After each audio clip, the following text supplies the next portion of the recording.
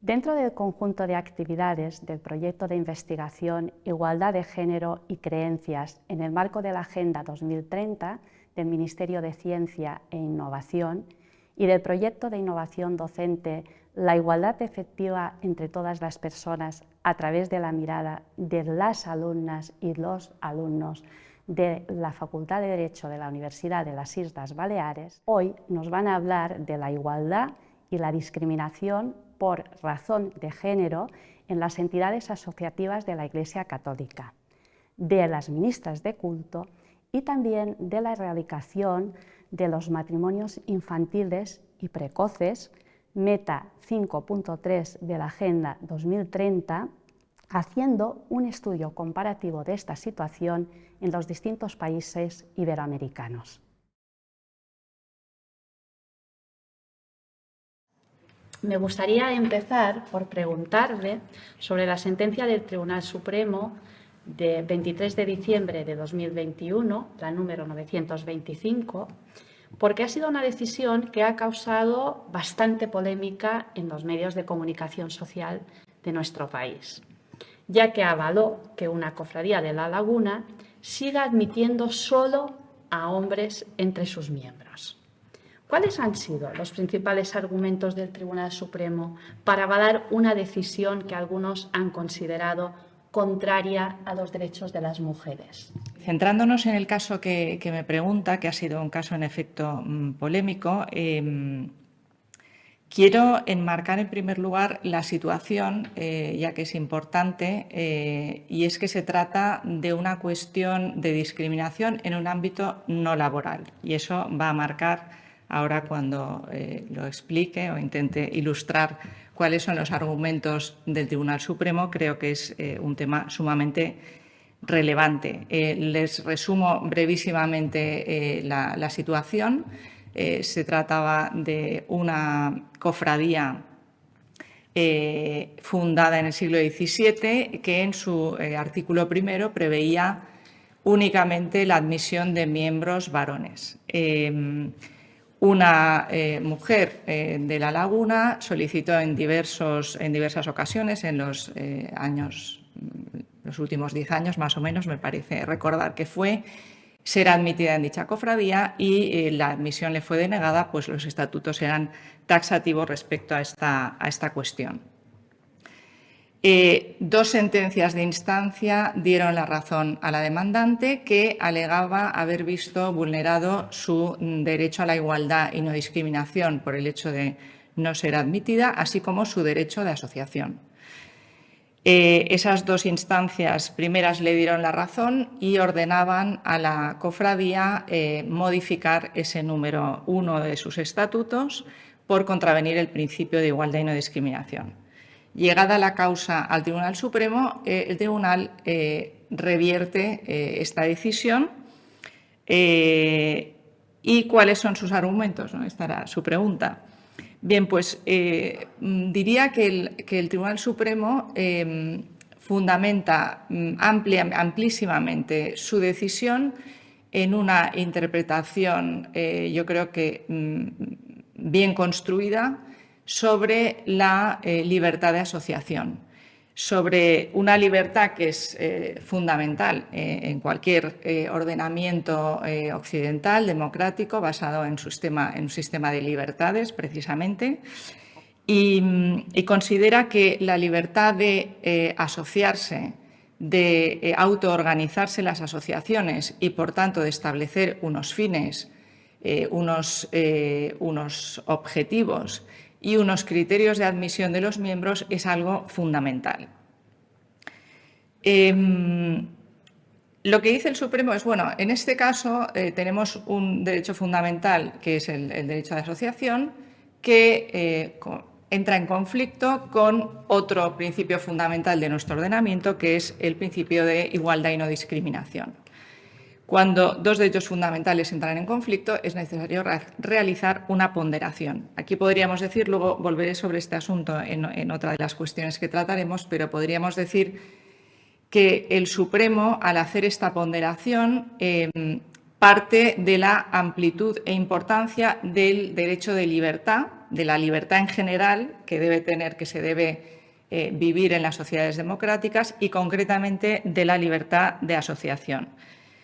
Y la clave, digamos, la clave de discernimiento de esta ponderación en este caso se basa en que cuando hay un conflicto entre una posible desigualdad o un trato discriminatorio y el derecho de asociación, entendido como derecho a establecer unos criterios de admisión en los miembros, ese conflicto se resuelve a favor de la libertad de asociación, salvo, y de la autonomía de la voluntad, podríamos decir, de sus miembros, salvo que esa asociación esté en una posición de dominio frente a, digamos, en un ámbito económico, laboral o social. Una interpretación amplia de estos conceptos. Y es relevante que lo que dice el Supremo es, bueno, aquí la cuestión es que si una persona no puede entrar en una de estas asociaciones porque su membresía no está prevista, es excluida, podríamos decir, quedaría en una posición de perjuicio económico, social o laboral. Es decir, afinando un poco, lo que dice el Supremo es: esta persona no se vería discriminada tanto porque no se le admita en la asociación, sino porque por la posición de dominio de esta asociación en un contexto laboral o económico, esta persona se vería, o sea, las consecuencias, el perjuicio que le supondría la no admisión, eso es lo que no sería tolerable. Por tanto, digamos que yo creo que aquí acertadamente el Supremo entiende que debemos mirar con mucho cuidado cuándo se está limitando la libertad, y en este caso la libertad de asociación.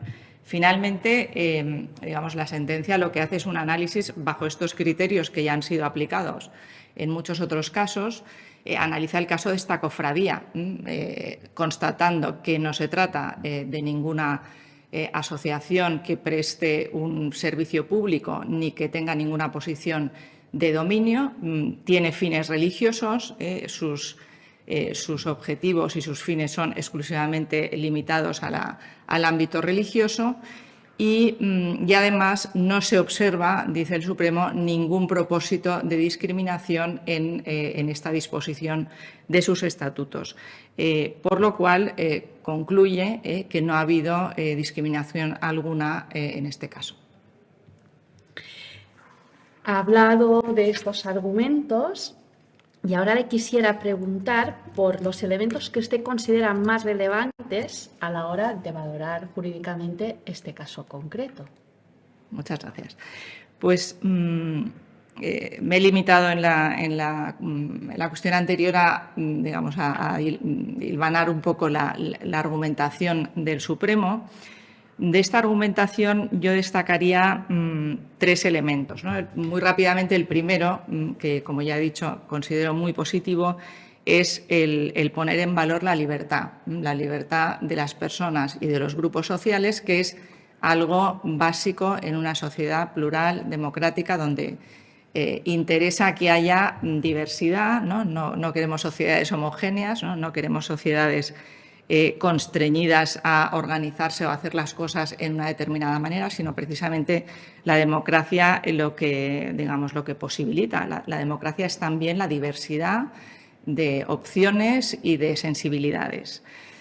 En este caso, la libertad de asociación claramente es una libertad que favorece el desarrollo de la personalidad de las personas y de los grupos y, por tanto, es un valor muy positivo a proteger.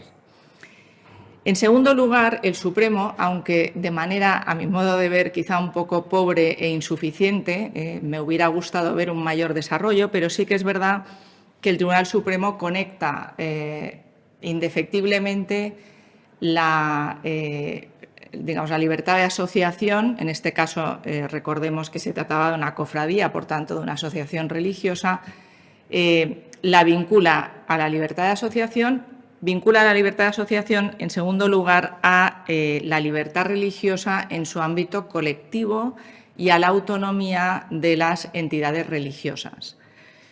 Esto es importante porque, a mi modo de ver y de muchos otros autores, claro, las entidades religiosas, digamos, tienen su libertad interna doblemente potenciada o doblemente protegida. Por una parte, por el derecho de asociación, que ya hemos comentado antes al hablar sobre los criterios del Tribunal Supremo, pero por otro lado, esta libertad de organizarse con los criterios que estime mejores, más adecuados a su propio ethos y a sus propias características, es algo que está protegido, además, por un segundo derecho fundamental en el artículo 16 de la Constitución, que es el derecho de libertad religiosa. Esta conexión la hace el Supremo, aunque me hubiera gustado ver más desarrollada esta segunda parte, es decir, el fundamentar también en la libertad religiosa de los grupos sociales esta autonomía y este modo de proceder de la cofradía en cuestión. El Supremo asume todos los criterios del Tribunal Europeo de Derechos Humanos, y aquí les recomiendo que escuchen la intervención del profesor Palomino en el contexto del seminario que tuvimos recientemente, porque habla ampliamente de esta autonomía, que me parece que es esencial y que en este caso no voy a desarrollar porque no es necesario. Simplemente decir que me parece importante considerar también este aspecto bajo la insignia de un segundo derecho fundamental y que, por tanto, refuerza la posición de esta asociación a la hora de tomar sus decisiones. También me parece interesante que vincule el Tribunal Supremo, y esto sí que lo afirma, dentro de esta autonomía que tienen las entidades religiosas, no sé decir en contraposición, pero en el reverso de la medalla de la autonomía de las entidades religiosas tenemos la constatación de que el papel del Estado es un papel que es neutral.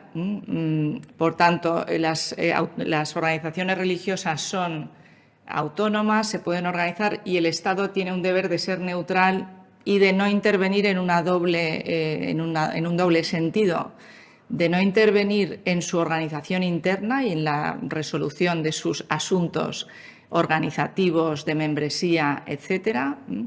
El Estado debe mantenerse neutral. Y luego, en un segundo aspecto, la neutralidad tiene también un contenido que me parece sumamente relevante para este caso, y es que el Estado no debe tampoco juzgar, valorar desde el punto de vista de los valores civiles del ordenamiento jurídico estatal los criterios, las doctrinas, los criterios de organización y las decisiones internas de las propias organizaciones que deben actuar conforme, como decía antes, a su propio ethos.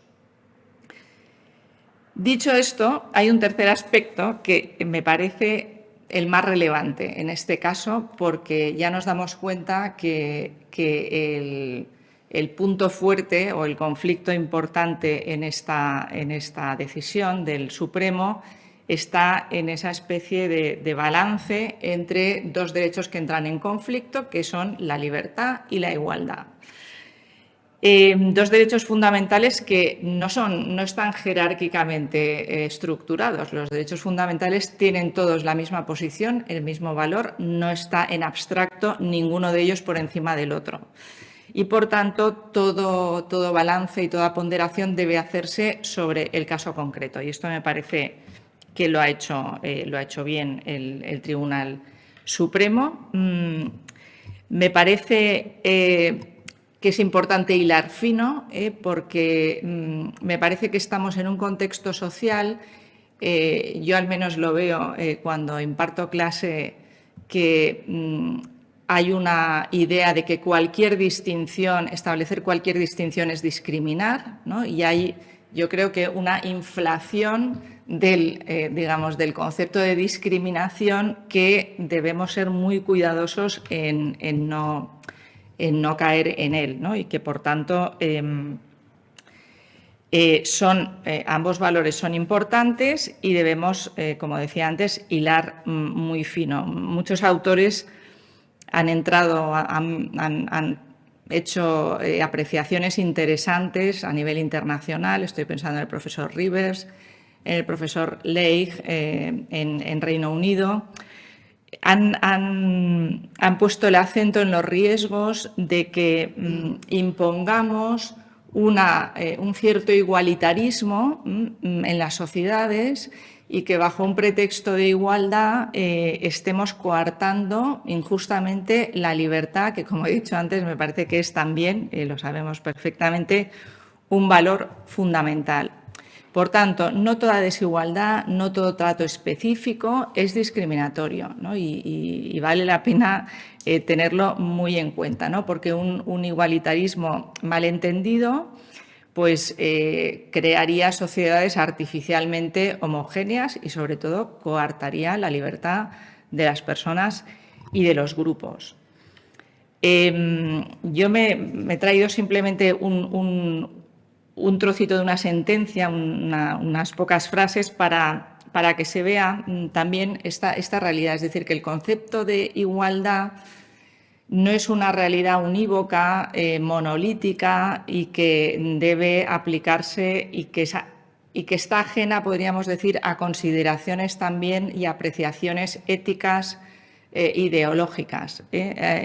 La sentencia del Supremo, creo que este texto está recogido en la propia sentencia que estamos comentando, dice: la prohibición de discriminación en el plano privado no significa que toda actividad que llevan a cabo particulares y suponga la intervención de una pluralidad de personas exija una determinada participación de hombres y mujeres si es que sus promotores no la contemplan. Es decir, ¿qué quiere decir? ¿Que necesariamente una asociación mixta garantiza mejor los derechos de los hombres o de las mujeres? ¿O garantiza mejor la igualdad? Pues no hay estudios concluyentes sobre que esto deba ser así o así, al menos en todos los casos.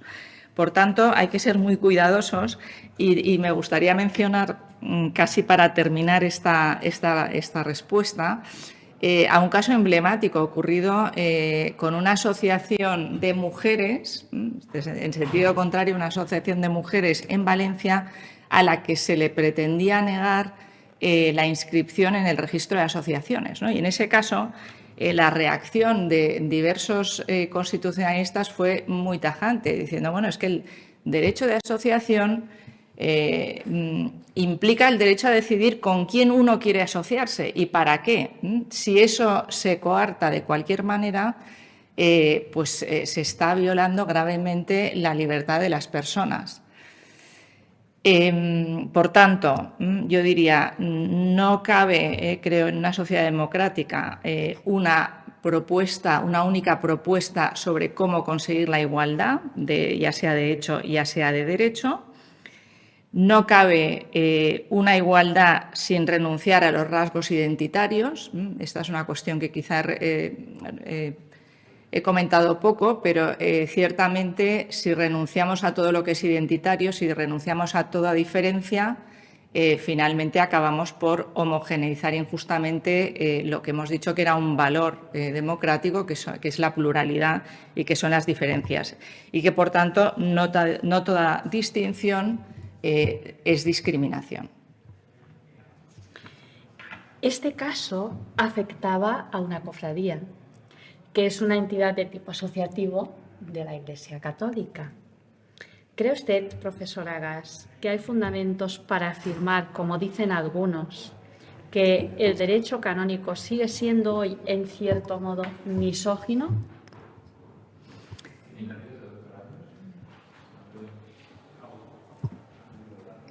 Efectivamente, este es uno de los tópicos, ¿no?, que podemos encontrar y que posiblemente en las noticias sobre la sentencia del Supremo es uno de los comentarios que se ha hecho.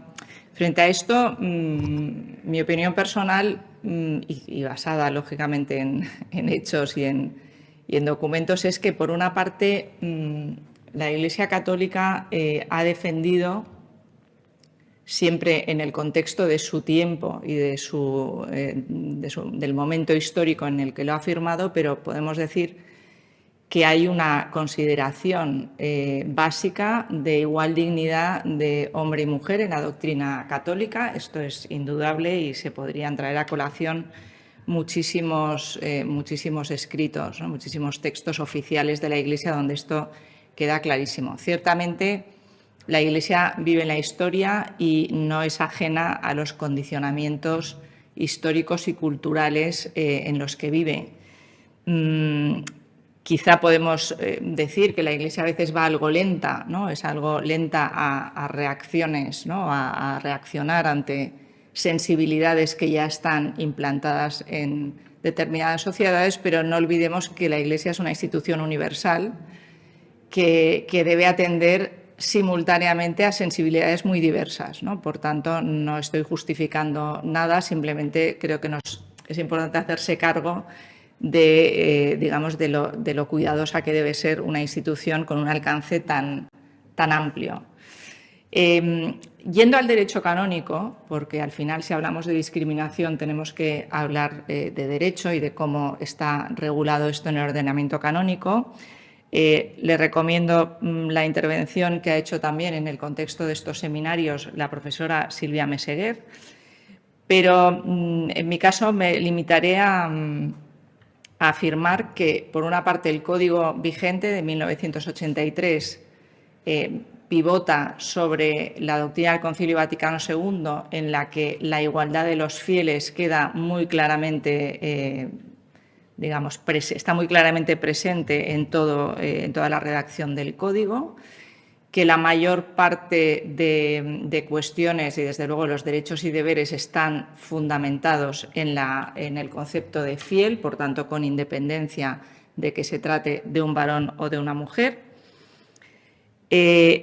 Ciertamente hay algunas incoherencias que se han ido, desde 1983, se han ido limando, en concreto, ¿no? en algunas cuestiones referentes al acceso a los ministerios laicales, que ya se ha equiparado el hecho de que puedan acceder a esos ministerios que son para laicos, tanto los varones como las mujeres. Sí que hay un aspecto claramente, digamos, en el que no se produce una igualdad, objetivamente hablando, de hecho, ¿no? Una igualdad de hecho en cuanto a lo que se refiere al acceso al sacramento del orden. Se trata de una cuestión que ha sido ampliamente debatida. No voy a resolverla aquí en dos frases. Sí que cabe decir, por una parte, que en este caso el sostener esta reserva a los varones del sacramento del orden tiene unas razones teológicas, es decir, se fundamenta no en un desprecio hacia la mujer o una consideración de inferioridad, sino en una doctrina teológica que es ampliamente conocida y cognoscible por cualquiera, por tanto, basada en el propio ethos religioso.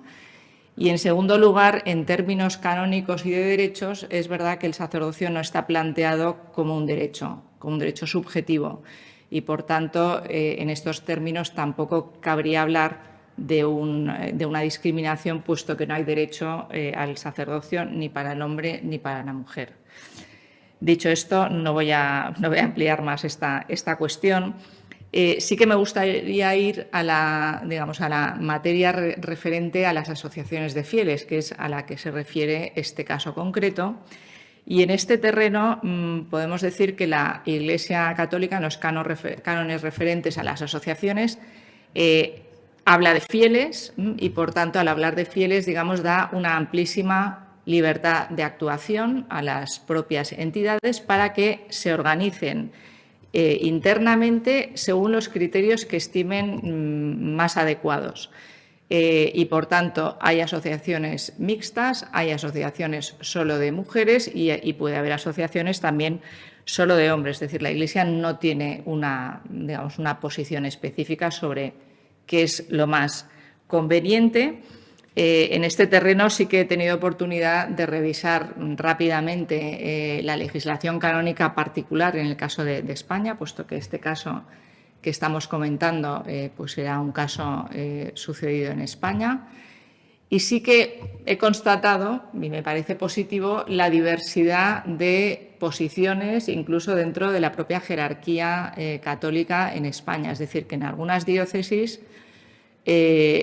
por ejemplo, pongo el caso de Sevilla, porque en Sevilla se dio una situación o un vuelco, podríamos decir, paradigmático en este terreno en 2011, cuando el arzobispo estableció como obligatorio el que, al menos para las cofradías, no estoy segura si se podría aplicar a todo tipo de asociaciones, pero estableció como obligatorio que fueran mixtas. No estaba dicho así, pero que, digamos, que debían admitir o no podían admitir solo a hombres o solo a mujeres.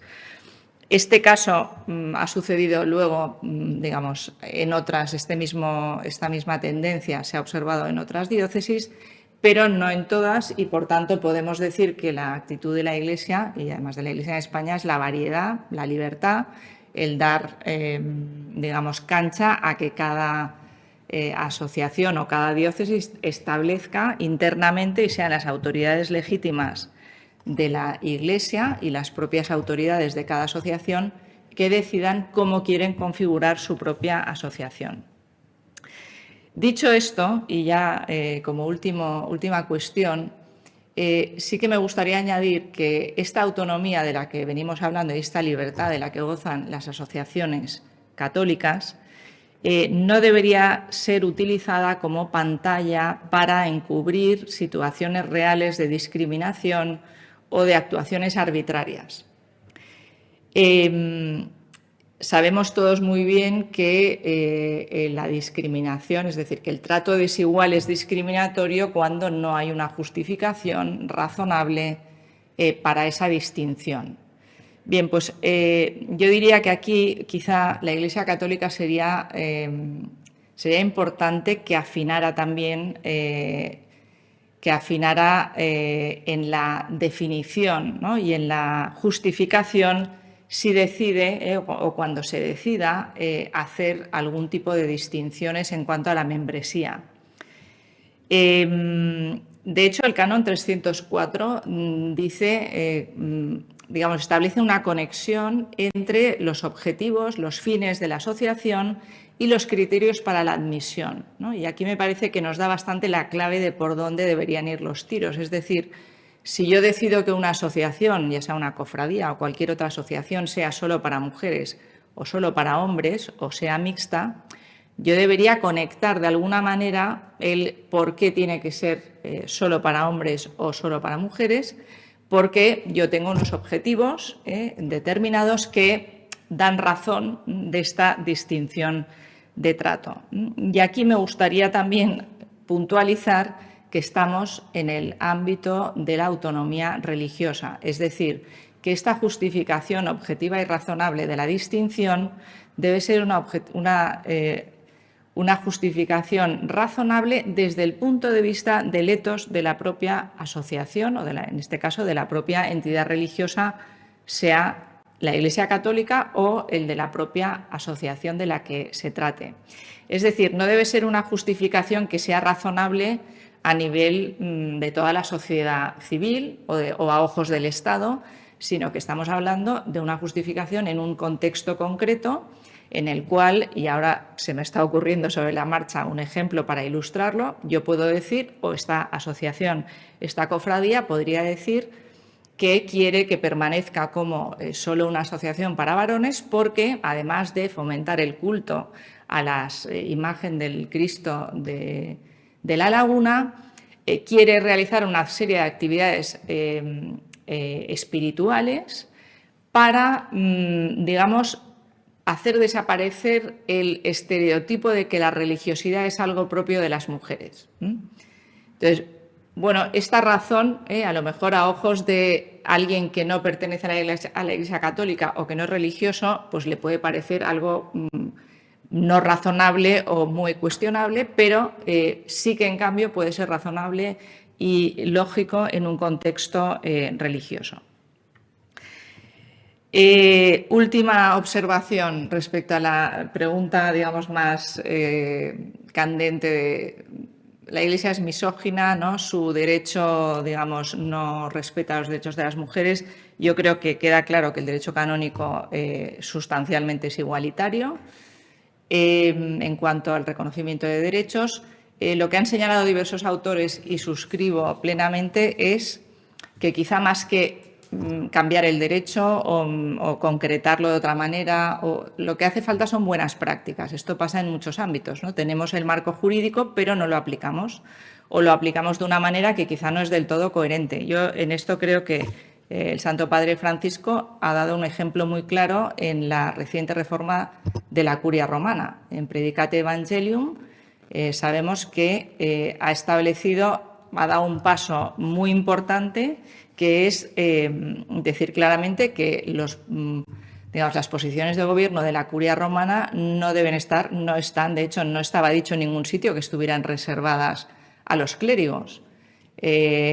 Deshaciendo este nudo, digamos, el Santo Padre ha dado un paso muy importante en el que podrá haber laicos, ya de hecho los hay, en la organización central de la Iglesia, en puestos relevantes, y eso implica que, lógicamente, deberá haber pues tanto hombres como mujeres de acuerdo a su preparación y a su capacidad.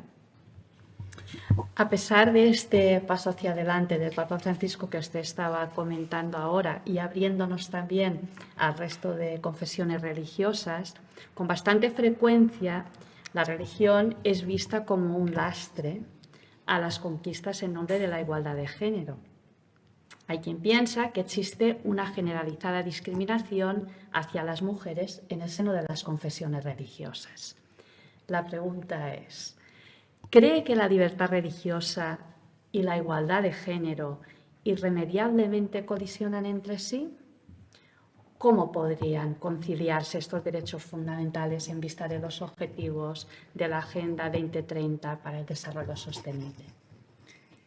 Pues esta es una gran pregunta y creo que es la cuestión que flota en todas las intervenciones de este seminario, porque ciertamente yo creo que este choque entre igualdad de género y religión es en cierto modo algo un poco abstracto o algo más de papel que real. De hecho, los estudios sociológicos, hay numerosísimos estudios sociológicos que muestran que esta realidad, esta polarización, podríamos decir, entre religión e igualdad de género no es tal.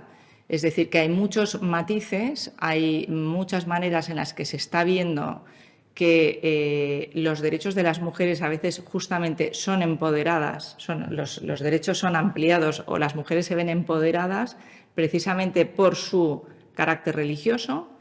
Y, por tanto, creo que mi planteamiento de esta cuestión es que debemos superar este simplismo, esta polarización que es, insisto, creo que es bastante teórica, de que la mujer religiosa es una mujer sometida y discriminada, y que la mujer secular es la mujer liberada y emancipada, ¿no? Esto es un gran simplismo y yo creo que nos ayudaría a todos ir más allá de esta polarización. Algunos lo están llamando, están hablando de la necesidad de dar un giro post-secular a esta cuestión, de abandonar las guerras culturales, porque no lo olvidemos, ¿no? Y nos damos cuenta fácilmente que detrás de esta simplificación pues está, digamos, una cierta guerra cultural entre lo secular y lo religioso. Y yo veo una oportunidad en la Agenda 2030 que nos habla de buscar estrategias de largo alcance dirigidas al desarrollo, ¿no? Yo creo que una estrategia de largo alcance sería precisamente buscar establecer una relación constructiva entre igualdad de género y libertad religiosa. Yo creo que es posible hacerlo. Apuntaría, porque me estoy alargando y no quiero, apuntaría a algunos temas, ¿no? Algunos ámbitos en los que me parece que se puede ir más allá de la polarización y hacer establecer esa relación constructiva. Uno, por ejemplo, un aspecto importantísimo que no podemos olvidar es mirar cuáles son las necesidades reales de las mujeres. Y, como decía hace un momento, la religión en muchos casos es un elemento no de discriminación, sino de empoderamiento, precisamente en muchas áreas y en muchos colectivos, especialmente minorías étnicas o incluso minorías religiosas. Otro aspecto interesantísimo en el que no voy a extenderme, me parece, es valorar la contribución de las religiones a la consecución de una igualdad que podríamos considerar multidimensional. Es decir, nos estamos polarizando en un aspecto de la igualdad, pero no nos damos cuenta que el papel de las instituciones religiosas es importantísimo y hay que contar con ellas para la igualdad en general en todas sus dimensiones. Me parece también esencial, tal como hemos ido viendo en todo el desarrollo de este comentario a la sentencia, que en los pasos hacia la igualdad dentro de las instituciones religiosas debemos dejarlo a las propias instituciones religiosas. No digo a las instituciones como tales, simplemente, sino a sus miembros. Es decir, hay un papel, un ámbito muy interesante que es el de empoderar a las mujeres dentro de las propias instituciones religiosas para que, digamos, promuevan, también a los hombres, lógicamente, para que desde dentro se promuevan esos cambios que son aconsejables o necesarios en algunos casos. También es importante abrirse a las lecturas religiosas sobre la igualdad, religiosas o de otro tipo, digamos, no secular. Porque, como decía antes, hay una lectura de la igualdad demasiado monolítica, demasiado limitada, y desde las religiones, desde las sensibilidades religiosas, hay matices como por ejemplo la complementariedad, en fin, otros elementos que muchas veces la igualdad, el concepto de igualdad predominante hoy en Occidente no capta y con el que se puede decididamente enriquecer. Finalmente, dos últimos aspectos. El promover cambios de actitud más que mandar o prohibir, ¿no? A veces pensamos que las leyes de igualdad lo solucionan todo, vamos a prohibir una serie de cosas, vamos a obligar a todo el mundo a pasar por determinado aro y esto al final acaba produciendo a veces efectos contrarios. Es más importante los cambios de actitud, es más importante llegar a las personas y a los grupos para promover esos cambios que serán necesarios. Y finalmente, la educación, que además dentro de los Objetivos de Desarrollo Sostenible es claramente el ODS número 4, es fundamental, hay que educar en derechos humanos. Y dentro de esa educación en derechos humanos, pues tanto en lo que implica el contenido de la libertad religiosa como lo que implica la igualdad de género. Yo aquí destacaría ya como última cuestión el que eliminemos también los estereotipos, yo diría dos tipos de estereotipos, ¿no? En la educación, al educar sobre la igualdad de género, es importante eliminar los estereotipos religiosos, es decir, el estereotipo de que la religión es algo malo o algo que dificulta necesariamente la igualdad. Y, en sentido contrario, al educar, al explicar y al informar sobre el derecho de igualdad de género, hay que eliminar también los estereotipos. Al educar sobre libertad religiosa, hay que eliminar también los estereotipos de género. ¿Las ministras de culto tienen relevancia en nuestro ordenamiento jurídico? ¿Y qué funciones realizan las ministras de culto? En España hay miles de ministros de culto, pero también hay miles de ministras de culto. Lo incomprensible es que las ministras de culto no aparecen mencionadas en el ordenamiento, son invisibles. Dentro de las confesiones religiosas, los ministros de culto no son meros miembros. Los ministros de culto tienen una especial cualificación en la medida que realizan funciones sacras y funciones de dirección sobre el resto de fieles. Los designan las confesiones religiosas y el Estado les reconoce como tales en virtud de la autonomía confesional que éstas tienen. Los ministros de culto tienen una posición especial en el ordenamiento jurídico. Por ejemplo, la ley de extranjería les exime del permiso de trabajo si ejercen funciones propias. La ley de enjuiciamiento criminal les exime de declarar como testigos sobre aquellos hechos que han conocido en el ejercicio de su ministerio. Y el artículo 752 del Código Civil les prohíbe heredar de aquellos a los que han atendido espiritualmente. Por lo tanto, el Código Civil en este caso tiene una visión negativa de los ministros de culto.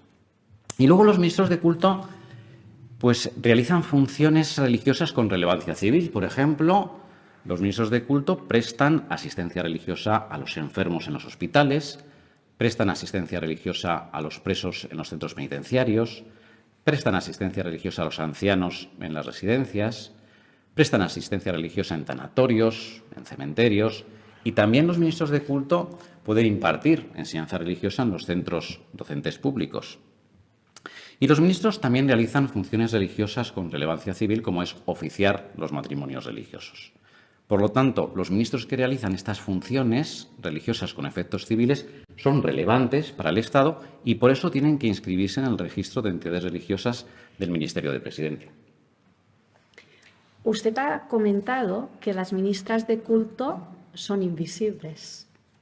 ¿Por qué nuestro ordenamiento no menciona a las ministras? El ordenamiento no menciona a las ministras de culto por la tradición católica. El legislador siempre ha utilizado expresiones propias de la Iglesia católica como clérigo, sacerdote, obispo, y entonces por el principio de igualdad el término ministro de culto se ha extendido al resto de confesiones. Lo que ocurre es que la Iglesia católica restringe el estatuto de los ministros de culto solamente a los varones, y hay confesiones que sin embargo no lo hacen. Por ejemplo, el protestantismo, el judaísmo y el islamismo tienen ministras de culto. Así, la Federación de Entidades Religiosas Evangélicas de España cuenta con 640 ministras de culto, que representan el 16% del total. Casi todas las iglesias evangélicas tienen ministros de culto. La Federación de Comunidades Judías de España no tiene ministras, pero sin embargo el judaísmo no ortodoxo las admite. Y así, por ejemplo, en Francia hay 3 rabinas. Y la Comisión Islámica de España cuenta con mujeres que realizan funciones de imán. Por otro lado, hay algunas confesiones con notorio arraigo sin acuerdo de cooperación que también tienen ministras de culto. Por ejemplo, los testigos de Jehová tienen 60.000 ministras de culto. Y tienen 60.000 ministras de culto porque esta confesión religiosa considera que todos sus miembros son ministros. Por lo tanto, si en España hay 120.000 testigos de Jehová, pues más que probable que la mitad sean mujeres. La Unión Budista de España cuenta con 30 mujeres ministros de culto. Y luego, dentro de las confesiones religiosas meramente inscritas, que son la gran mayoría, también hay muchas que tienen ministras de culto. Por ejemplo, la Iglesia de la Cienciología tiene 30 ministras. La Comunidad Odinista de España tiene 3. Y la Comunidad Bahá'í tiene mujeres ministras de culto inscritas en el registro de entidades. Por lo tanto, vemos cómo hay numerosas mujeres ministros de culto. Siendo así, llama la atención el comprobar que los acuerdos de cooperación con los evangélicos, los judíos y los musulmanes definen la condición de ministro de culto, pero tampoco hablan de ministras de culto. Acaba de darnos usted los datos de número de ministras con las que cuentan y, no obstante esto, tampoco se hacen visibles en los acuerdos de cooperación del 92. Pues efectivamente, este mes de noviembre de 2022 se cumple el 30 aniversario de los acuerdos firmados con la FEREDE, con la Federación de Comunidades Judías de España y con la Comisión Islámica de España. Se firmaron en 1992, gobernando el PSOE, y estos acuerdos pues supusieron un gran avance en materia de libertad religiosa. Tienen toda la fuerza normativa de una ley estatal y establecen un marco de derecho especial para las confesiones religiosas. Son muy importantes porque, por ejemplo, el acuerdo firmado con la Comisión Islámica de España, en la exposición de motivos, señala que la religión musulmana es factor de la identidad nacional, que no es cualquier cosa. En el caso de los judíos, supuso zanjar 500 años de destierro. Y en el caso de los evangélicos, el acuerdo les dio más visibilidad y les permitió más unidad. Al cumplirse el 30 aniversario de los acuerdos de cooperación, efectivamente es momento de plantearse, pues, hacer un balance o ver qué cuestiones se podrían mejorar. Y una de ellas, creo sinceramente, que podría ser la modificación del artículo 3, que da una definición jurídica del concepto ministro de culto, y creo que se podría incorporar el término ministra de culto. No me gusta que el lenguaje se contorsione, pero creo que el lenguaje inclusivo en este ámbito tendría pleno sentido conforme a las recomendaciones del Consejo de Europa. Y sería reforzar el lenguaje para enfatizar que te refieres a todos los ministros de culto. Lo cierto es que tenemos un gobierno progresista, feminista, pero no da relevancia a las ministras de culto. Realmente, en los últimos tiempos, los gobiernos no dan relevancia a la cuestión religiosa. Si miramos, por ejemplo, la Administración Central del Estado, existe una Dirección General de Derechos de los Animales y, sin embargo, de la cuestión religiosa se ocupa una mera subdirección.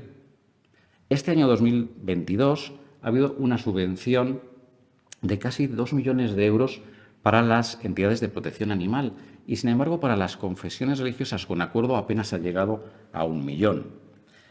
Evidentemente, si los presupuestos muestran el valor de las cosas, en este caso las comparaciones son odiosas. Además, si miramos a nivel autonómico, existen también institutos de la mujer en todas las comunidades autónomas y, sin embargo, tampoco hay órganos específicos que se dediquen a la cuestión religiosa en el ámbito autonómico. Por lo tanto, es llamativa esta situación de la falta de organismos públicos que se dediquen a la cuestión religiosa. Si el Estado diera más relevancia al papel de la mujer en las confesiones, creo que se avanzaría en igualdad de género en este ámbito. A pesar de los grandes avances sociales, pues parece que sigue habiendo una gran desconfianza, ¿no?, hacia aquellos grupos religiosos que no sigan el modelo marcado por la Iglesia Católica. El término ministra de culto creo que ofrece una realidad distinta de la tradicional y creo que debería incorporarse en la legislación. Aunque no esté incorporado en la legislación, de hecho existen y llevan a cabo funciones religiosas con efectos civiles. ¿Podría hablarnos un poquito de qué tipo de funciones están habilitadas para realizar? Sí, efectivamente la función más importante que realizan las ministras de culto es oficiar matrimonios religiosos. Nuestro ordenamiento reconoce efectos civiles, evidentemente al matrimonio civil, pero también reconoce efectos civiles al matrimonio católico, al matrimonio de las 3 confesiones con acuerdo de 1992, evangélico, judío y musulmán, y también reconoce eficacia civil al matrimonio de las 4 confesiones con notorio arraigo sin acuerdo de cooperación, es decir, budistas, ortodoxos, testigos de Jehová y mormones. El matrimonio católico cambió la posición de la mujer. Supuso el reconocimiento de unos derechos y unos deberes, una igualdad para la mujer. Y la sociedad se articuló en torno a la familia cristiana. Actualmente, el 20% de los matrimonios son católicos en España. Los matrimonios de las confesiones religiosas minoritarias son muchos menos, pero pueden realizarlos mujeres. Hemos dicho que pueden haber mujeres evangélicas que realicen el matrimonio, que lo oficien, también pueden realizarlo las testigos de Jehová. Y, por ejemplo, en 2017 se realizó el primer matrimonio budista por una mujer. El budismo es la única religión de las confesiones que tienen notorio arraigo que reconoce eficacia civil a los matrimonios igualitarios, lo cual no deja de llamar la atención también porque no es algo que tenga arraigo en España. Pero lo importante es que vemos que hay diferentes posibilidades de que las mujeres ministras puedan ejercer matrimonios. Y también dentro de las confesiones meramente inscritas existe esa reclamación porque sabemos que hay numerosas confesiones que también realizan ministras matrimonios. Y entonces creo sinceramente que la modificación que se produjo en 2015 podía haber incorporado esta posibilidad y de esta forma se hubiera evitado la discriminación que existe y así evitar que las confesiones meramente inscritas tengan que realizar 2 matrimonios, uno en forma civil y otro ante su ministro o ministra de culto sin eficacia civil. Y otra de las funciones que realizan los ministros de culto con eficacia civil es el testamento militar. El artículo 716 del Código Civil reconoce competencias notariales a los ministros de culto. Así, en las Fuerzas Armadas, el testador enfermo o herido puede realizar testamento ante un ministro de culto. Es una función muy poco frecuente, pero podría ser ejercida por numerosos ministros y ministras de culto, dado que todas las confesiones religiosas tienen la posibilidad, mediante el régimen de libre acceso, de prestar asistencia religiosa en las Fuerzas Armadas. En el caso de la FREDE, por ejemplo, pues existe una estructura muy bien organizada, tienen capellanías evangélicas en diferentes ciudades andaluzas, también en Madrid, también en Badajoz, también en Zaragoza, Y desde el año 2012, la Coordinadora de Asistencia Religiosa realiza el desayuno de oración. Y en el caso de los musulmanes, pues también tienen una estructura muy organizada donde realizan asistencia religiosa en diferentes centros militares, principalmente en Ceuta y Melilla. Estas serían, por tanto, las dos grandes funciones: oficiar matrimonio con efectos civiles, la más importante, y también el testamento militar. Además de tener la condición y de realizar las funciones de ministra de culto, ¿qué otras funciones tiene la mujer en las confesiones religiosas? Pues las mujeres realizan funciones muy importantes que van más allá del sacerdocio.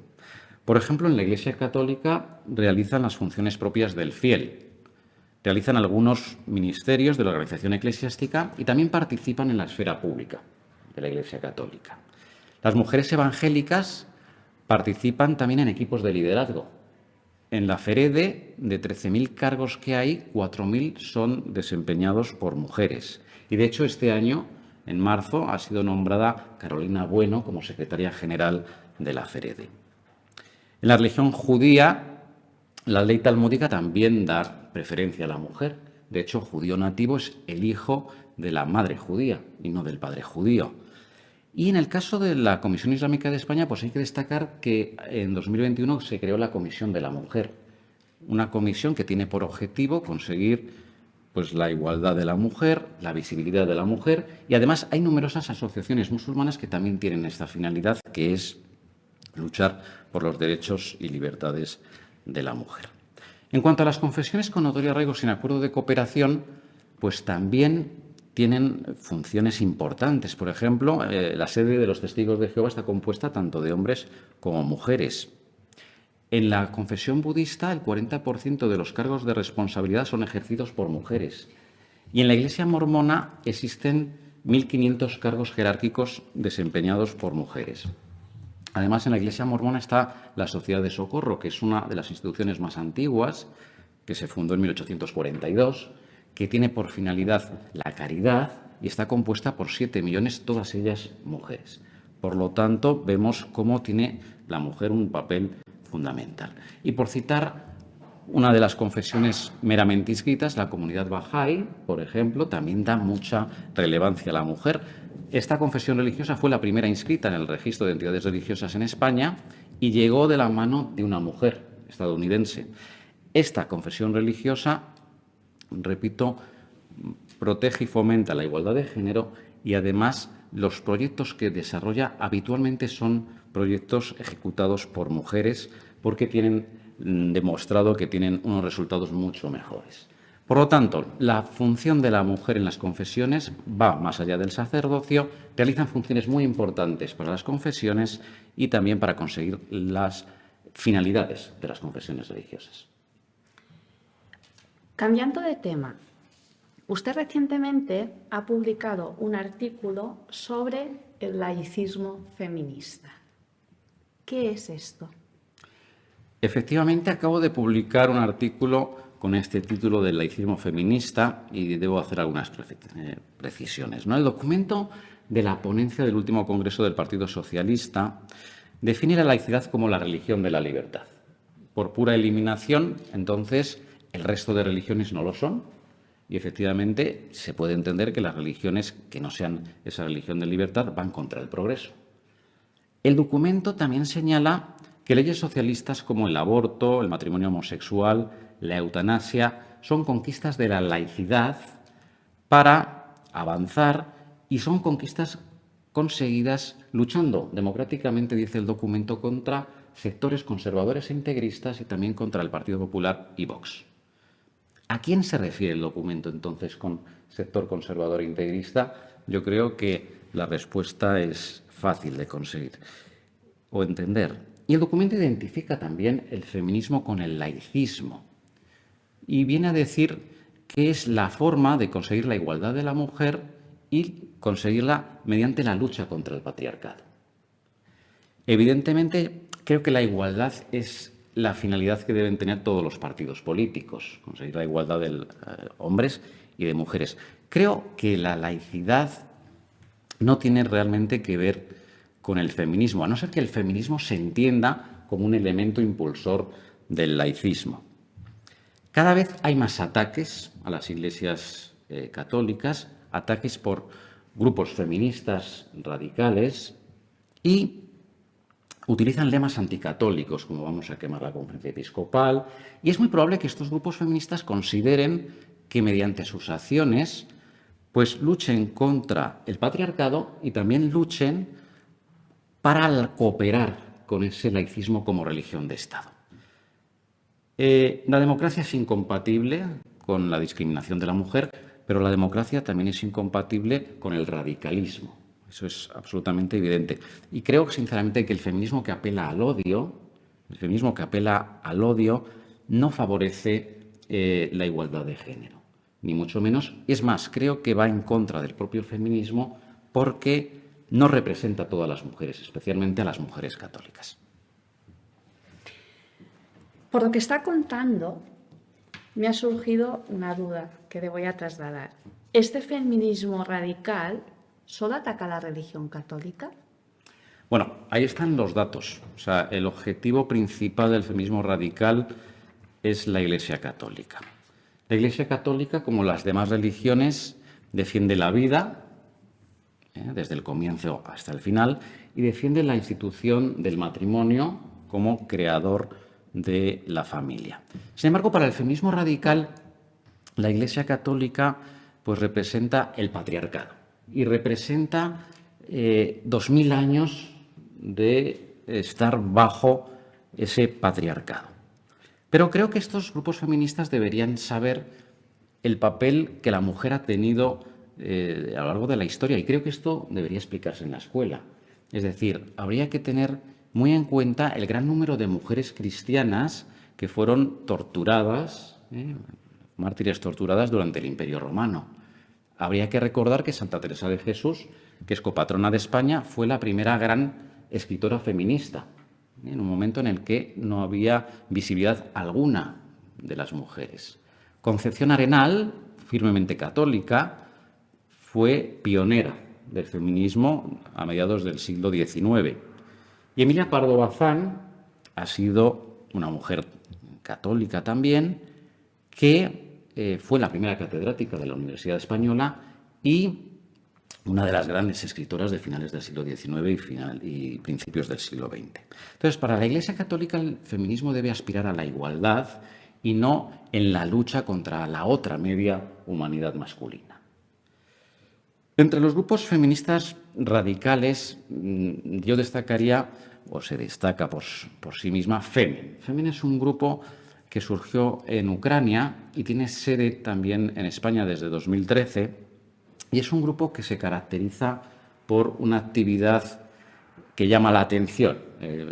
Suelen actuar en toples, teñidas de sangre falsa, y que suelen tener una gran repercusión mediática.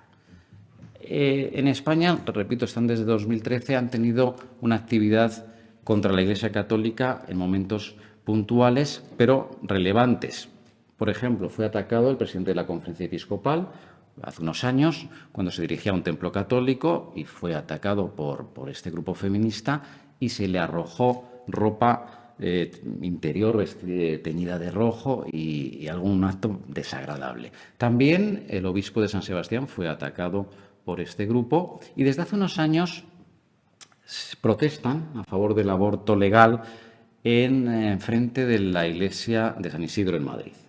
El grupo está metiendo mucha presión pues, para que se regularice el aborto de una forma diferente y también para limitar el derecho de objeción de conciencia de los médicos, porque consideran que los médicos, a través del derecho de objeción de conciencia, ponen en riesgo la vida de las mujeres.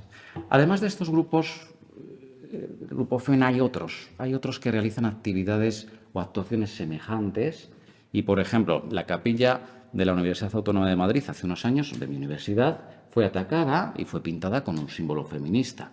Desde hace ya años, el 8 de marzo, es el día señalado en el calendario por estos grupos feministas para realizar acciones vandálicas contra la Iglesia católica, pero los actos se realizan a lo largo de todo el año. Por ejemplo, hace unos meses hubo un acto vandálico, varios, en la ciudad de Cuenca, una performance de mujeres semidesnudas atacando a la Iglesia Católica. Por lo tanto, vemos que van en aumento estos grupos feministas radicales que van contra la libertad religiosa, específicamente contra la Iglesia. Finalmente, ya a modo de conclusión de su intervención, ¿cree que prevalece el derecho de libertad religiosa sobre la libertad de expresión? Bueno, las feministas radicales que asaltan iglesias con pancartas, con gritos, se amparan en la libertad de expresión. Efectivamente, consideran que su actuación tiene un amparo legal. Pero evidentemente la libertad de expresión es una conquista de la sociedad democrática, pero tiene límites. Uno de ellos es la libertad religiosa, que también es una conquista de la sociedad democrática. El Tribunal Europeo de Derechos Humanos ha dicho en diferentes ocasiones que las confesiones religiosas y los individuos no están libres de crítica, pero que hay que evitar las expresiones gratuitamente ofensivas, porque no favorecen el debate público, y lo que hay que evitar sobre todo es la incitación al odio, porque va contra la democracia.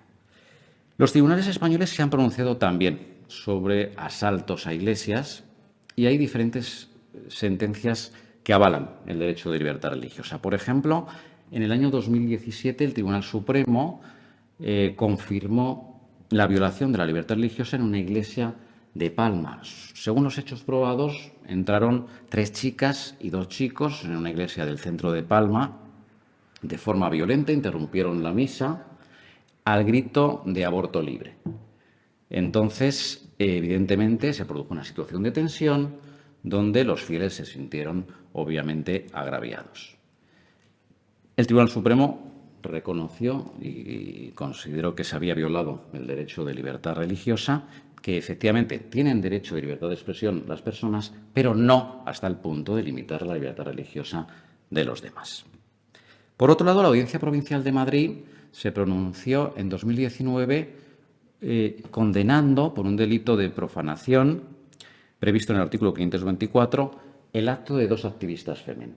Entraron en la Catedral de la Almudena y se desvistieron, se encadenaron en mitad del templo a una cruz y chillando pues aborto libre, etcétera, altar para abortar, y tuvieron que acudir los cuerpos de policía de protección para cortar las cadenas, interrumpiéndose, por supuestísimo, la ceremonia religiosa, y evidentemente se produjo además una repercusión mediática porque iban acompañadas de prensa. Todo esto lo consideró la Audiencia Provincial como gravemente vejatorio contra los sentimientos religiosos, y de ahí la condena citada. Y la Audiencia Provincial de Málaga también condenó en 2021 a una activista. En este caso fue por un delito contra los sentimientos religiosos por vejación pública.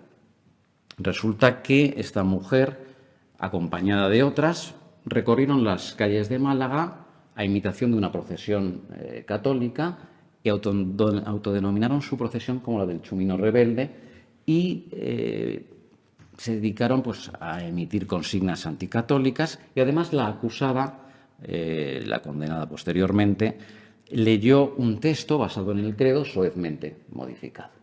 Por lo tanto, aunque se defendió la acusada diciendo que se amparaba en su libertad de expresión, la condena fue evidente.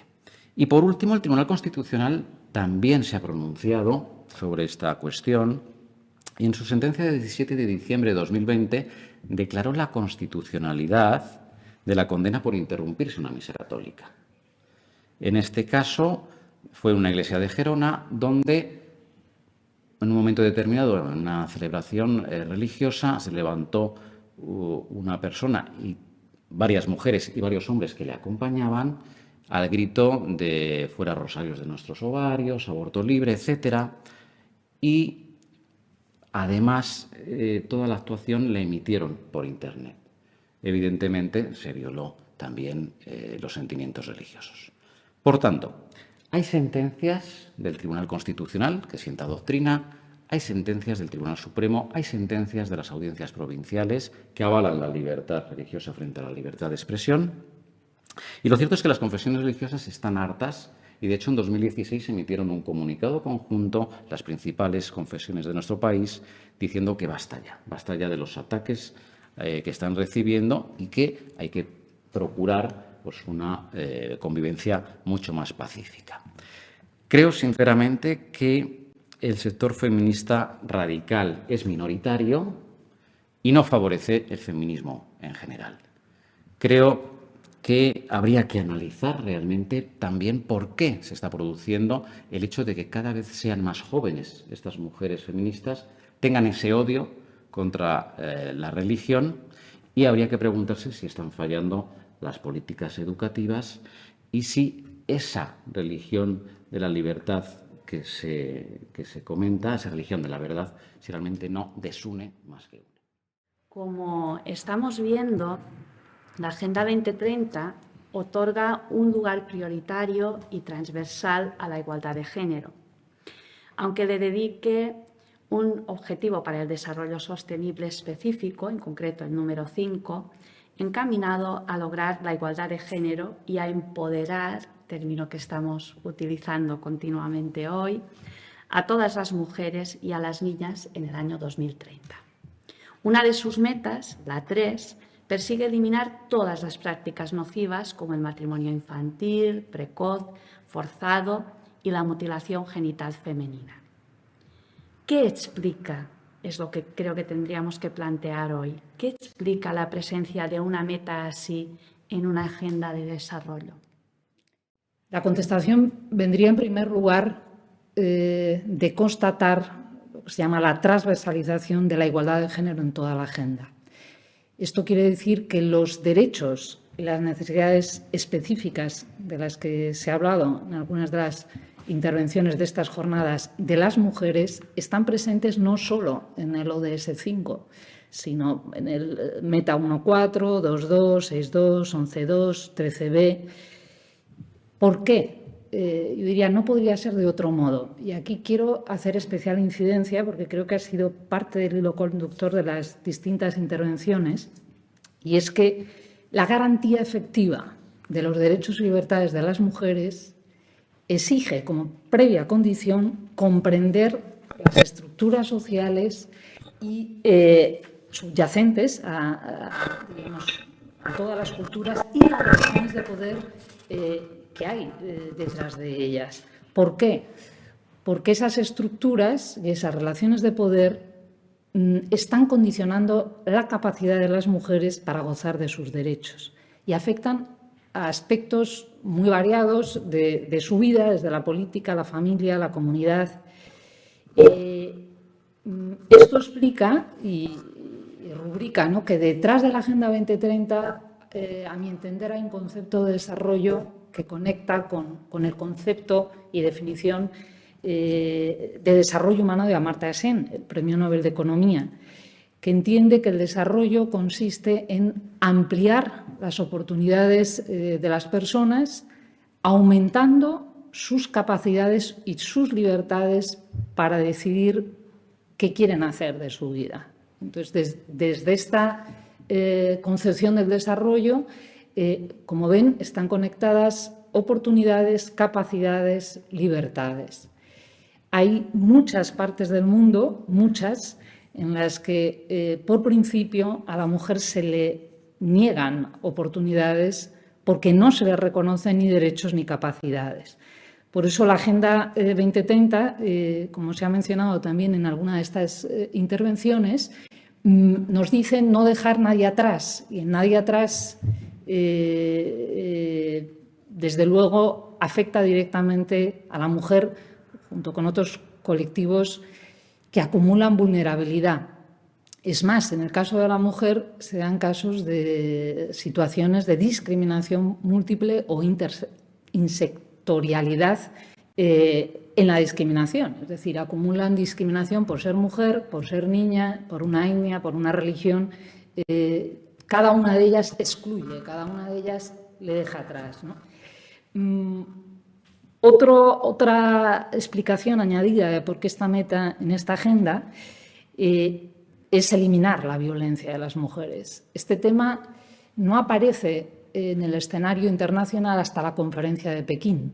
A partir de ese momento, una de las secciones, podemos decir, una de las patas de esa agenda en favor de los derechos de la mujer pone el foco en la violencia, en eliminar cualquier forma de violencia, como son cualquiera de estas prácticas nocivas.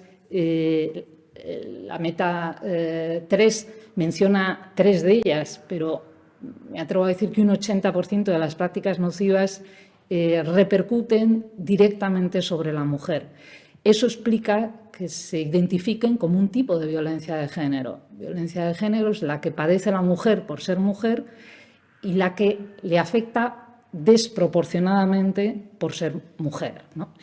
En este sentido, tanto la Comité de Eliminación para la Discriminación de la Mujer como el Comité de Derechos Humanos, en sendas observaciones, instan a los Estados a la obligación de proteger mujeres y niñas no solo de las violencias que acontecen en el espacio público, sino las que acontecen en el espacio privado, ya sean cometidas por padres, madres, cónyuges, ¿no? Por lo tanto, la agenda, al colocar la igualdad de género, diríamos, no voy a decir en el vértice porque vuelvo a la idea esta de la transversalización, está convirtiendo en una oportunidad eliminar la violencia. Esto cobra además especial relieve, y así lo ha puesto de manifiesto la 77 periodo de sesiones de la Asamblea General en septiembre de este año, con el título de Un momento decisivo, soluciones transformadoras para desafíos entrelazados. Es decir, momento presente, los ODS lanzan un SOS por la combinación de crisis, pandemia, conflictos, coste de vida más caro. Todo eso invita a que esas crisis combinadas exigen soluciones conjuntas y acción urgente. Cada una de esas crisis impacta desproporcionadamente en mujeres y niñas, hasta tal punto que la previsión rota por estas pandemias de alcanzar esas metas en el 2030, doy cifras, dice, se espera que otros 10 millones de niñas se casen para 2030 como, entre otras cosas, consecuencia de la pandemia. Por lo tanto, claro que esta meta ocupa un lugar estratégico en el desarrollo. Es más, fíjense, 8 de los 17 ODS no se podrán lograr a no ser que acaben con los matrimonios infantiles. Hablamos de educación, hablamos de alimentación, hablamos de salud, por mencionar algunos, de trabajo, o sea, 8 de los 17. Por lo tanto, diríamos que es una estrategia palanca. Eliminar estas prácticas nocivas es necesario en una agenda de desarrollo.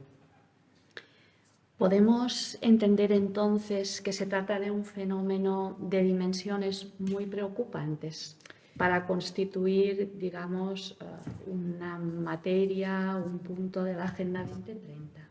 Pues desgraciadamente hay que decir que sí, porque UNICEF augura que para 2050 habrá alrededor de 120 millones de niñas que habrán celebrado su matrimonio antes de los 18 años, ¿no? Y parte de la preocupación es que la inmigración ha expandido este fenómeno, ¿no? Fenómeno que antes podría estar geográficamente más localizado y que ya no es así. Y no solamente no es así, sino lo que preocupa es la invisibilización de este fenómeno en las sociedades occidentales. ¿Por qué? Porque faltan datos. En realidad, diría que esta meta, el primer efecto que tiene es que, como otras muchas de las metas de la Agenda 2030, es la necesidad de visibilizar con datos, ¿vale? Si carecemos, por poner un ejemplo, de registros, como ocurre en muchos países, de nacimientos, fíjense toda la cadena de violaciones de derechos que puede haber detrás de esto, ¿no? En el caso de España, por ejemplo, no es una cifra alarmante, pero no es irrelevante precisamente por esa escasa información. Latinoamérica, ¿por qué puesto el foco en esta región del mundo. Les doy datos. Los países de América Latina tienen una de las tasas más elevadas de matrimonio infantil en el mundo, ¿no? Entre los 10 países de los cuales la región latinoamericana tiene datos, que ya es una primera información, muchas no hay datos actualizados, 9 de esos países se ubican por encima del promedio mundial. Esa tasa es inferior en este momento a África subsahariana y Asia meridional, pero es una tasa importante. 1 de cada 4 mujeres en América Latina y Caribe contrajo matrimonio por primera vez en una unión temprana o en un matrimonio antes de cumplir los 18 años. Y ahí los índices varían, pues desde un 10% en Jamaica hasta un 30% en Nicaragua, Honduras, Belice, República Dominicana, ¿no? Otro dato más de la región es que las uniones infantiles se dan más en uniones llamadas tempranas, ni siquiera registradas como uniones de hecho, por lo tanto, esa vulnerabilidad todavía se hace mayor, ¿no? Otro dato más interesante de la región es la etnicidad, ¿no? Se sabe que el 75%, doy datos, de las mujeres de 20 a 24 años casadas o en uniones informales antes de los 18 son indígenas. ¿Vale? En Paraguay es un 75%, un 50% en Panamá. ¿Vale? ¿Por qué es además preocupante esta región? Porque su prevalencia, es decir, la prevalencia de este tipo de uniones, no ha variado en los 25 últimos años. Y esto no estamos, no sé, hablando, yo considero mucho más pobre el África subsahariana que Latinoamérica. Y que las cifras no se hayan movido es realmente preocupante, hasta tal punto que en 2030, si la tendencia se mantiene, será uno de los índices más elevados, solo tendrá por delante África subsahariana, cuyo contexto objetivo de desarrollo en cualquiera de sus facetas, desgraciadamente, el de África, es preocupante. ¿Qué datos hacen también interesante a esta región respecto a este problema? La confluencia de ordenamientos jurídicos. En los países de Latinoamérica tenemos, en tema de matrimonio, legislación civil, legislación religiosa, la canónica mayoritariamente, estamos hablando de sociedades con un porcentaje muy alto católico, y matrimonios consuetudinarios o indígenas, ¿no? Por lo tanto, añade complejidad. Añade también complejidad, o no sé si la palabra sería complejidad o curiosidad, la pluralidad de sistemas matrimoniales que hay en estos países. Y entonces constatamos que, por poner un ejemplo, los matrimonios infantiles se están prohibiendo en este momento en países latinoamericanos con sistemas civiles obligatorios, como es el caso de Cuba, Guatemala o México, pero también con sistemas facultativos como puede ser Panamá o Costa Rica, ¿no? También en esta región hay una panorámica muy diferente en cuanto a la respuesta que se ha dado a esta meta. Por ejemplo, hay países que prohíben el matrimonio infantil, es decir, a partir de los 18 para abajo está prohibido. Otros que lo permiten a los 16 años con autorización, como puede ser Brasil, Barbados, Dominica, Nicaragua, y otros que incluso pueden conceder en situaciones muy excepcionales la dispensa a contraer matrimonio antes de los 16 años, como una Argentina o un Colombia, ¿no? Lo que sí que se sabe es que los efectos o consecuencias de estos matrimonios infantiles son preocupantes en términos de educación, en términos de sanidad, en términos de aislamiento. Por lo tanto, haciendo justicia, era necesario incorporar una meta así en la agenda. Está hablando de términos matrimonio infantil, matrimonio precoz, matrimonio forzado. ¿Son lo mismo? En el supuesto de que no, ¿qué los diferencia? Sí, efectivamente no son lo mismo, ¿no? Y además voy a incorporar alguna variante más. Matrimonio infantil sería todo matrimonio en el que al menos, o unión informal, en el que al menos uno de los dos contrayentes tienen menos de 18 años, que es la definición que incorpora la Convención de Derechos del Niño de lo que considera un niño, ¿vale? Matrimonio forzado, aquel en el que al menos uno de los dos contrayentes no está emitiendo su consentimiento matrimonial de una forma libre y plena. Por lo tanto, lo específico del matrimonio forzado es que se contrae por coacción, por intimidación, por violencia de cualquier tipo, física, psicológica, etc. Hay una posible variante de matrimonio forzado, y digo posible porque no hay una identificación absoluta, cuando hablamos de matrimonios concertados, ¿no? Estamos hablando de matrimonios en los que una tercera persona, familia, consejo familiar, comunidad, impone el contrayente al que va a casarse, pero acepta ese vínculo, ¿vale? Por lo tanto, no todo matrimonio forzoso es concertado, ni todo concertado, a su vez, es forzoso, ¿no? ¿Qué ocurre? Que la línea es débil, ¿no?, para percibir hasta qué punto en un matrimonio concertado el consentimiento realmente es pleno y no hay una reserva mental o interviene el miedo o el temor servil para decir que sí, porque no me queda otra, a algo que no querría. Por supuesto, tanto el matrimonio forzado como el concertado, si se comprobara que no hay verdadera libertad, sería un matrimonio nulo, ¿no?, sin eficacia civil, al menos en España, y en ningún caso inscribible, aunque lo autorizara su ley de nacionalidad o lugar de celebración, porque vulneraría el orden público.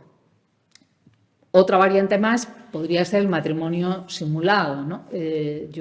A través de él no hay verdadera voluntad matrimonial, estoy persiguiendo otra finalidad y lo vinculo a estas figuras porque en el ámbito de la extranjería todo esto se mezcla, ¿no? Cuando yo lo que estoy persiguiendo es una medida en materia de permiso de residencia, por ejemplo, y la manera que tengo para obtenerlo, de manera lógicamente fraudulenta en este caso, es a través del matrimonio.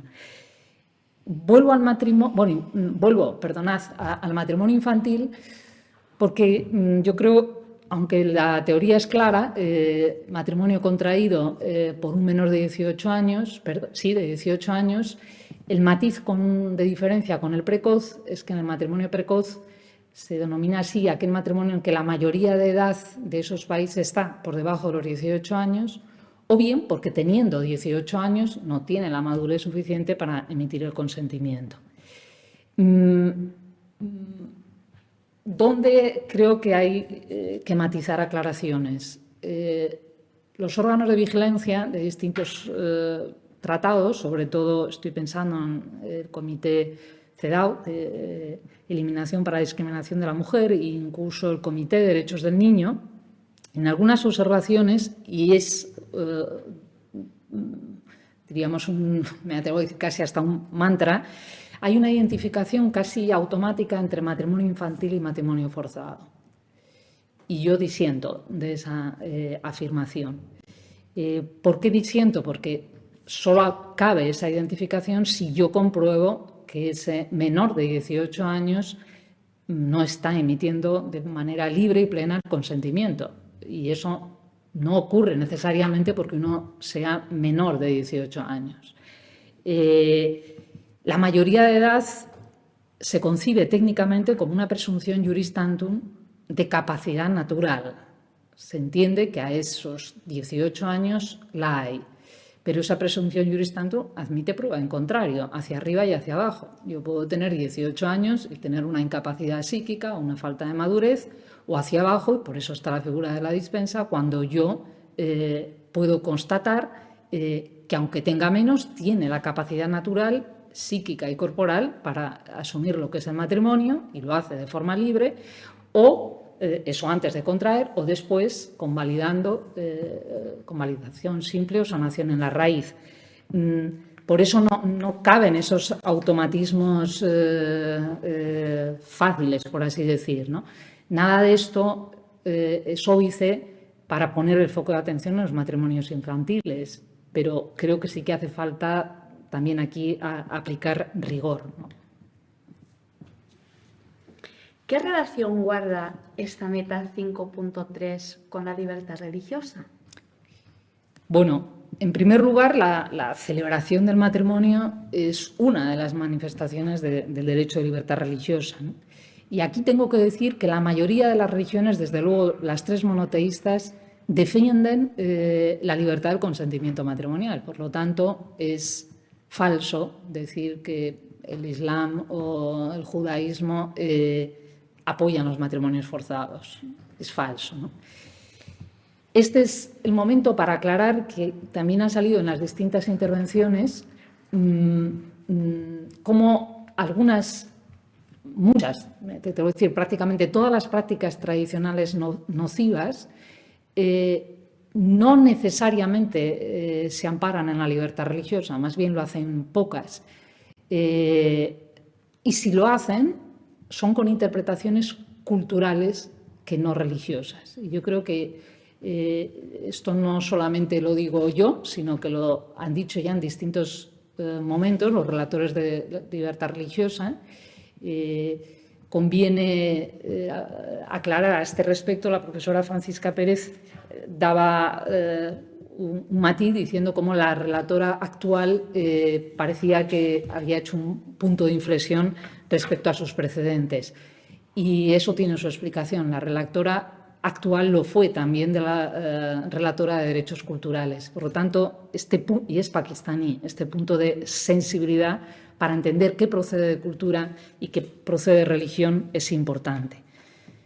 Prácticamente todas las religiones defienden esta capacidad natural para el matrimonio y la identifican con esa capacidad psicológica y corporal que vendría a ser la pubertad.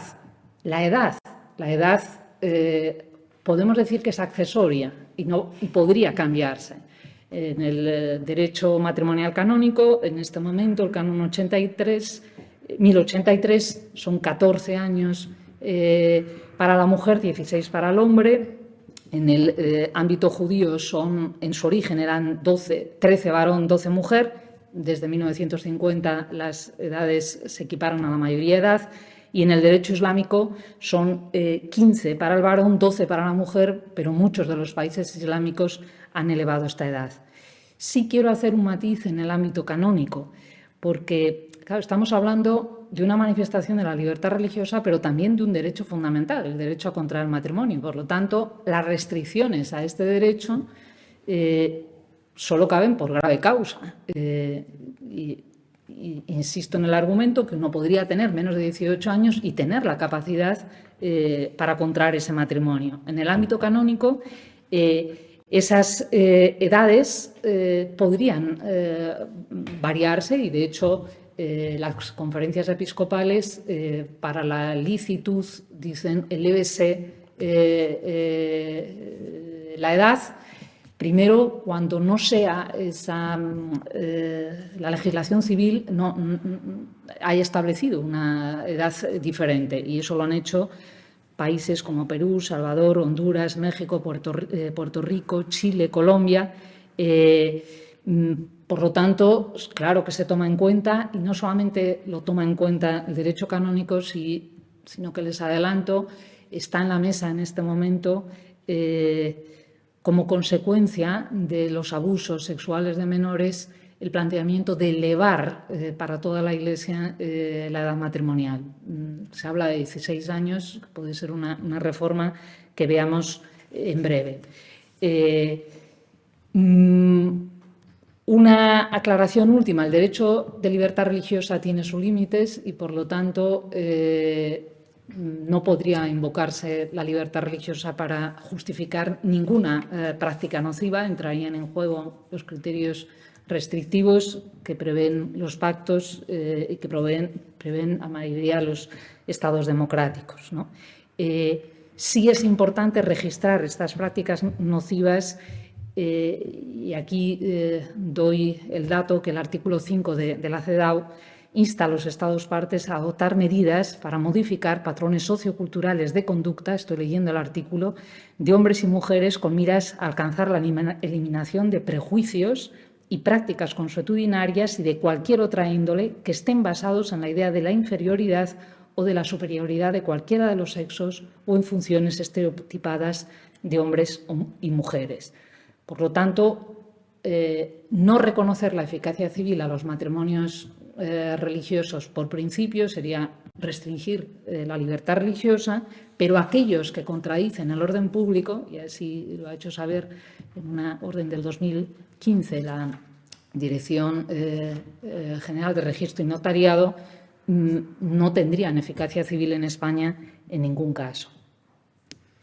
Desde un enfoque basado en derechos, ¿cuáles serían los fundamentos jurídicos para exigir este compromiso a los Estados? Bien, aclaro claramente, de forma clara, que estas tres prácticas nocivas son una violación de derechos humanos y son calificadas como violencia de género precisamente porque repercuten de forma desproporcionada en mujeres y niñas. Un enfoque de derechos sobre esta práctica nociva activa, y eso es el compromiso que se les pide a los Estados que voluntariamente ratificaron los textos internacionales, tres principios: el derecho del hombre y de la mujer a elegir libremente con quién quieren casarse y a contraer con libertad; en segundo lugar, la protección de la libertad consensual, el consentimiento libre y pleno de los contrayentes; y en tercer lugar, el principio de igualdad de derechos y deberes antes, mientras y después del matrimonio.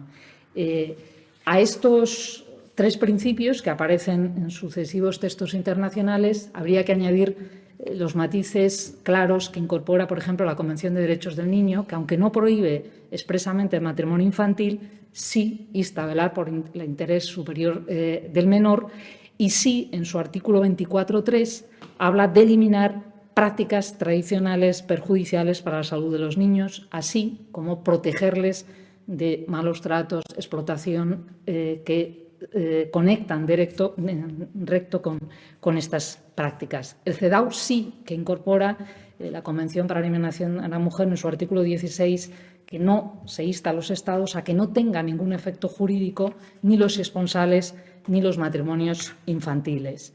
Y quisiera mencionar, por el valor que tiene, la Convención de Estambul de 2011 de violencia contra la mujer, donde de forma muy clara se insta a los Estados a que, artículo 42, se eliminen estas prácticas y dice claro, aunque se estén cometiendo en nombre del honor, de la cultura, de la costumbre, de la religión, de la tradición, a la vez que invita a los Estados a que adopten distintas medidas, como pueden ser la de anular esos matrimonios, la de tipificar como delito estas conductas o la de apoyar preventivamente las potenciales víctimas de este tipo de matrimonios.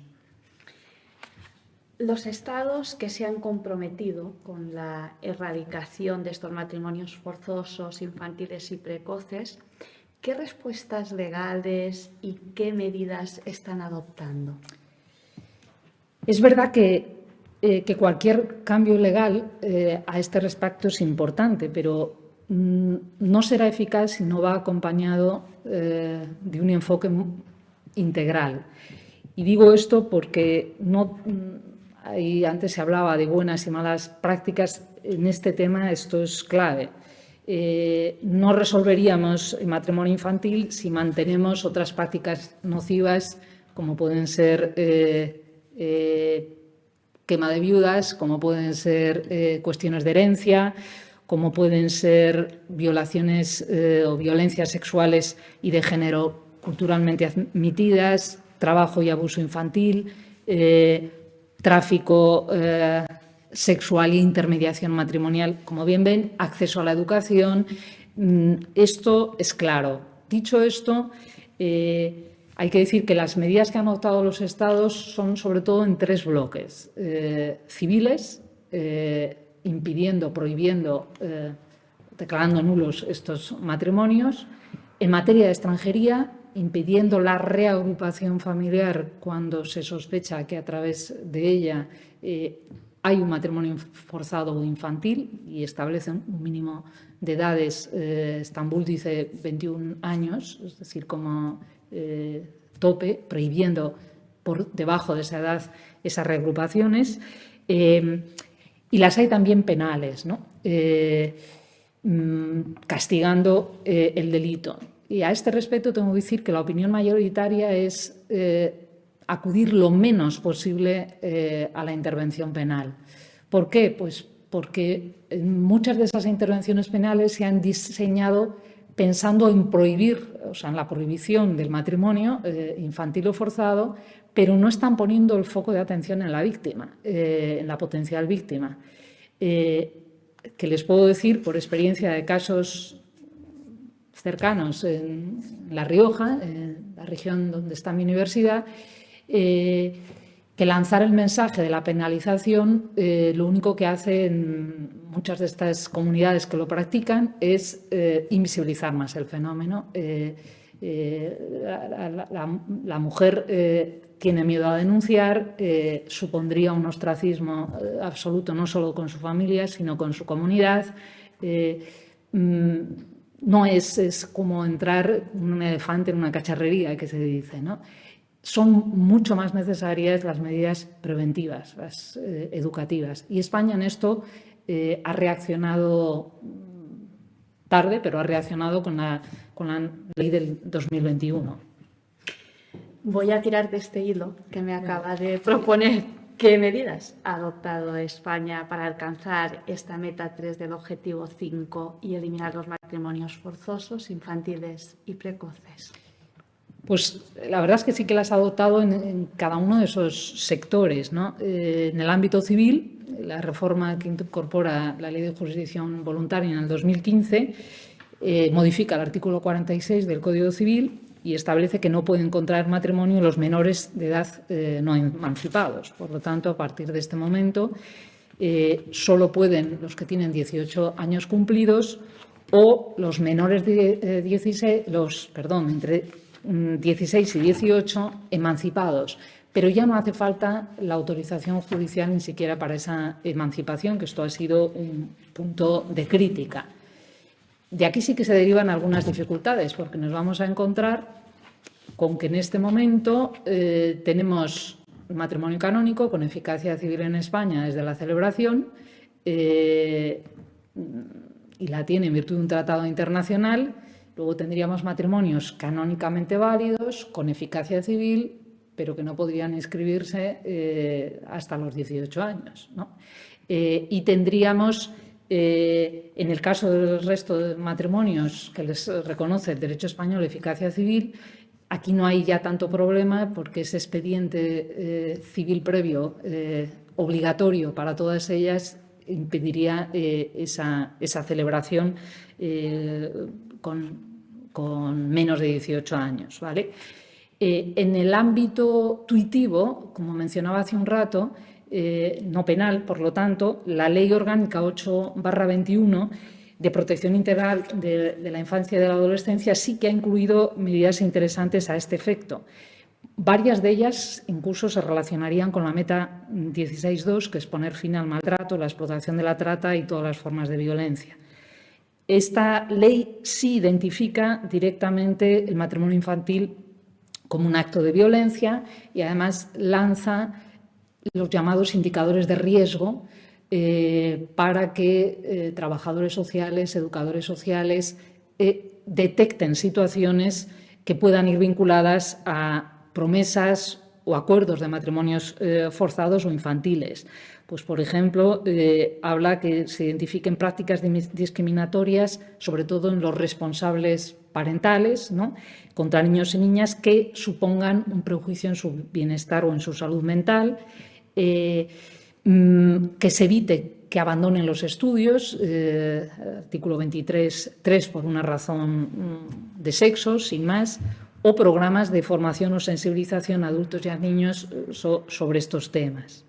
En el ámbito penal, con ello acabo, la respuesta podría, no solo en España, en la mayoría de los estados va por dos vías. Por la vía de la trata, o sea, que el matrimonio forzado o el infantil sea un medio a través del cual se está articulando la trata, o directamente como una violencia de género. España, en aplicación de la Convención de Estambul y de algunas directivas, en el artículo 177 bis, tipifica expresamente la celebración de matrimonios forzosos como un tipo de trata, y más recientemente el artículo 172, párrafo tercero, prevé el matrimonio infantil forzoso. Es decir, España no ha tipificado expresamente el matrimonio infantil a secas, por así decir, sino solo como un tipo cualificado de matrimonio forzoso por la vulnerabilidad del menor, contemplando también una variante, y es cuando se obliga a una persona a abandonar su territorio de lugar de residencia para trasladarse a España a través o mediante ese matrimonio forzado, ¿no? Y esas dos situaciones sí que están tipificadas. Hay una abundante doctrina que critica que no esté previsto el matrimonio infantil a secas, por así decir. Yo disiento de esa, y estoy de acuerdo con la práctica de que solo sea el forzado. Por coherencia con lo que he dicho antes, si no se puede admitir, no debería, estaríamos haciendo una restricción, a lo mejor injustificada, del ius connubii del que tiene 16 años, si encima estoy castigándolo de forma automática, estaría provocando doble daño.